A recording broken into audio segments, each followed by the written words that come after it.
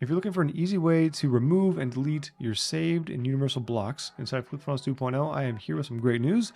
It is now possible. All you have to do is go to the editor, whether that's inside of a funnel or just a regular page. It's the same way. It doesn't matter where you do it because it's going to affect every location. Just go up here to the top of the page to My Assets. From here, go to either saved or universal blocks based off of what you're trying to delete and find the actual section that you're trying to remove, right? So we'll use this one as an example. Just remember that the image is going to apply to the text below, meaning this is the name of the preview that you're seeing above, right? So just keep that in mind as you go through. Don't delete sections that you don't want to remove, right? Otherwise, you're going to be very sad. But click on the three dots here. From there, click on delete, and that's it. That's all you have to do. Now, you can do this for rows and sections. Totally up to you, whatever you're after here in this case, because you can save versions of each.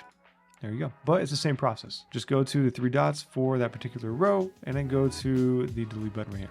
That is it. Hopefully this helps. If you have any questions on this, let me know down below. Otherwise, I hope you have a fantastic rest of your day, and I will catch you in the next video.